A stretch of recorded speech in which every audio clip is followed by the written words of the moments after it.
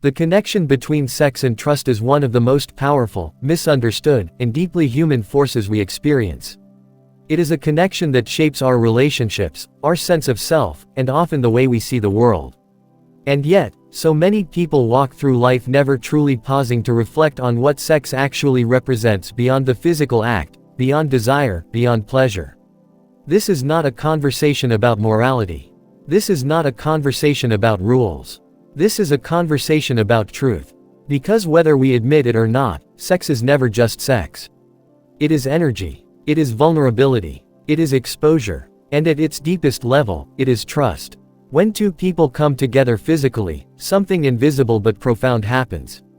Walls lower. Guards drop. The body, which spends most of life protecting itself, opens.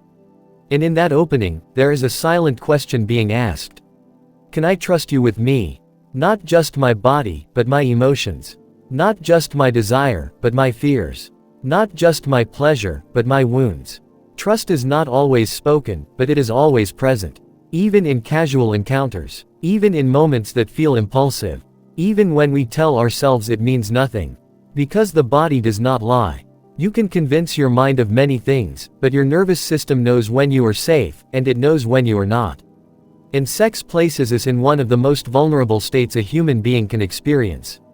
Physically exposed, emotionally open, psychologically unguarded. That is not accidental. That is biological. Our bodies are designed to bond, to connect, to remember. And when sex happens without trust, something inside us has to shut down in order to cope. We numb, we detach, we pretend, and over time, that disconnection leaves a mark. This is why so many people feel empty after sex they thought they wanted. This is why intimacy can feel confusing instead of comforting. This is why pleasure can coexist with loneliness. Because trust was missing. Trust is not about perfection. Trust is about safety. Safety to be seen. Safety to be imperfect. Safety to be honest. When trust is present, sex becomes more than stimulation.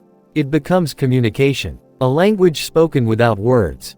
A shared moment where two people say, even briefly, I am here with you. I am not using you. I am not hiding from you. And when that happens, something extraordinary unfolds. The body relaxes. The mind quiets. The soul exhales. But when trust is absent, sex becomes performance. A transaction. An escape. We chase validation. We chase connection. We chase the feeling of being wanted. And yet, no matter how many bodies we touch, we can still feel untouched. This is one of the great paradoxes of modern intimacy.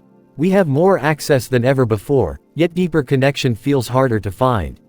We confuse availability with safety. We confuse attraction with trust. But attraction is instinct. Trust is earned. Attraction can happen in seconds. Trust takes time, consistency, and integrity. And here is the part that many people avoid acknowledging. Every time we share our body with someone, we are teaching ourselves what we believe we are worth. Not consciously, but emotionally. If sex happens in an environment where respect is absent, where boundaries are ignored, where care is conditional, something inside us absorbs that message. It whispers, this is all I deserve. It whispers, this is the best I can expect. And those whispers shape our future choices. This is not about shame. This is about awareness. Because the opposite is also true. When sex happens in the presence of trust, it reinforces self-worth. It teaches the nervous system that closeness is safe. That vulnerability does not have to be punished. That being seen does not lead to abandonment. That lesson stays with us. Trust transforms sex from something we do into something we experience. It slows time. It deepens sensation. It allows authenticity to replace performance. You do not have to pretend when you trust someone. You do not have to hide your insecurities. You do not have to rush to prove your value. And perhaps most importantly, you do not feel alone afterward. This is where many people begin to recognize the difference. Not during the act, but after. After the body settles. After the adrenaline fades. After the silence returns. Do you feel held, even if no one is touching you? Or do you feel emptier than before? That answer tells you everything. Trust does not mean exclusivity by default. Trust does not mean promises have been made. Trust means clarity. Trust means consent at every level. Trust means honesty about intentions. It means no one is being misled. No one is being used as a placeholder. No one is hoping for more while pretending they are fine with less. Because hope without honesty erodes trust faster than betrayal. When trust is broken in sexual relationships, the wound often runs deeper than people expect. Not because of jealousy or ego, but because the body remembers feeling safe and then losing that safety. Betrayal hurts because trust once existed. Indifference hurts because trust never had a chance. And healing from either requires the same thing: relearning how to feel safe again. This is why sexual trauma, emotional neglect, and repeated disappointment can reshape how people approach intimacy.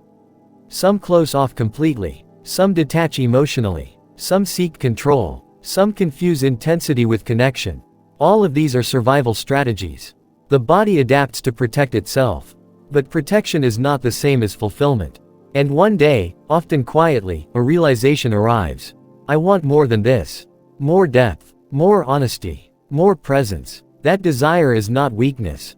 It is wisdom. It is the part of you that remembers what trust feels like, even if you have not experienced it in a long time.